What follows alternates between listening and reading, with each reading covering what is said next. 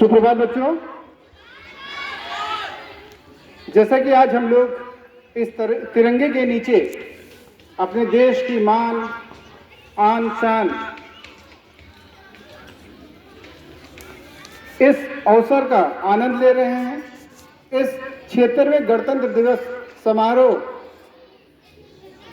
में हम सब हर्षोल्लास के साथ प्रफुल्लित हो रहे हैं। आज ये गणतंत्र दिवस जो हर साल मनाया जाता है, इस गणतंत्र दिवस की महत्व क्या है, क्यों इसकी आवश्यकता पड़ी, मैं बहुत ही कम शब्दों में आप सभी बच्चों को पहले गणतंत्र दिवस क्यों हमारे लिए महत्वपूर्ण है इसको मैं समझाने का प्रयास करता हूं। आप सभी बच्चों को मालूम है कि विदेशी आक्रांताओं ने हमारे देश पर 100 से भी अधिक वर्षों तक राज्य किया था। भारत अपने कुछ कमियों के कारण गुलाम हुआ और जब आजादी की लौ ज्वाला हमारे भारत के महान वीर सपूतों में जगी तो वो एक छोटी सी चिंगारी पूरे भारत में विकराल रूप धारण करते हुए आजादी की क्रांति के रूप में फैली और हजारों लोगों के, लाखों लोगों के प्राणाहुति के बाद अपने प्राणों को न्यौछावर किया, उन लोगों ने अपने परिवार का त्याग किया। तब 15 अगस्त सन 1947 को हमारा देश आजाद हुआ।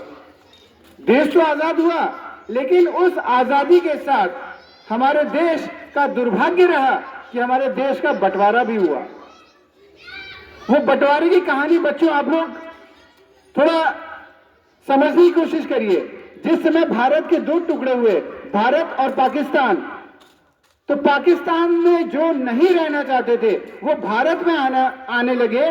तो सोचिए, जिस ट्रेन से वहां से लोग आ रहे थे, जो अपने भारत की मातृभूमि से प्रेम करते थे, वहां अपना सारा जमीन मकान सब छोड़कर उनको लगा कि हम हिंदुस्तान के वासी हैं, हमें हिंदुस्तान में रहना है, पाकिस्तान में नहीं रहना है।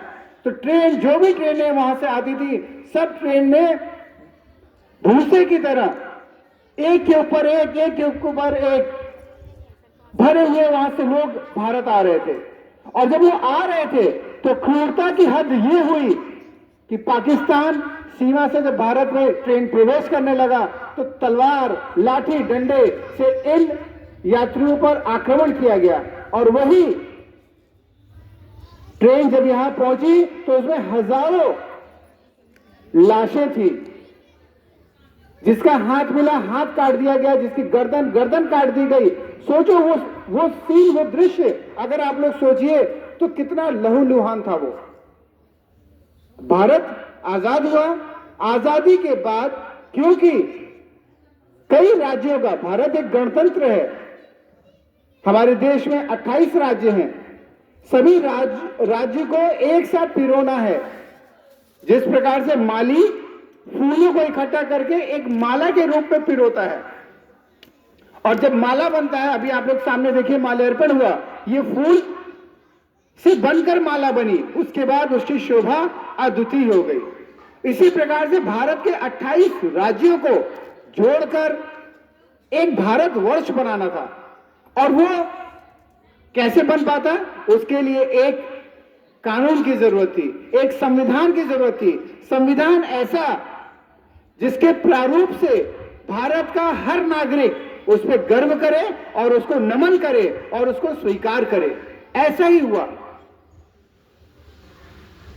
भारत का संविधान बनकर तैयार हुआ।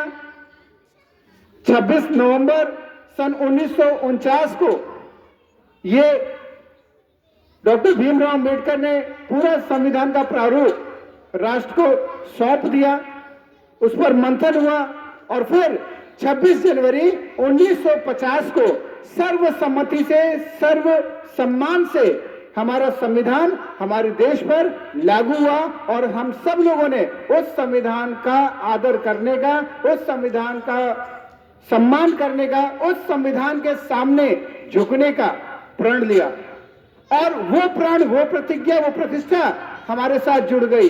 वही प्रण, वही प्रतिज्ञा आज भारत को विश्व गुरु की ओर लेके चल रही है।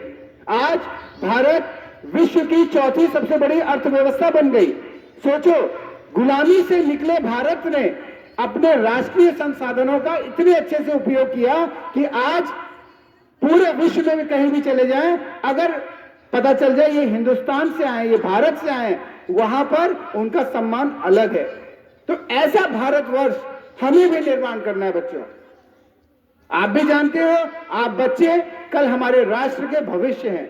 आप ही लोगों से हमारा देश है। जैसा आप बनोगे वैसा हमारा देश होगा। अभी आपको प्रधानाचार्य महोदय ने बताया था कि आपको अच्छे कर्म करने हैं, आपको ऐसा काम करना है जिससे आपके माता पिता का सर ऊंचा रहे। तो ऐसा काम आप कब करोगे? जब आप सत्य की राह पर चलोगे, जब आप कर्तव्य पथ पर अग्रसर रहोगे। देश ने हमें बहुत कुछ दिया। अगर कोई बच्चा या ये कहे कि देश से हमें क्या मिला, देश ने ही आपको सब कुछ दिया। देश के जवान आज सीमा पर गोलियां खा रहे हैं ताकि आप यहां बैठकर मिठाइयां खा सके।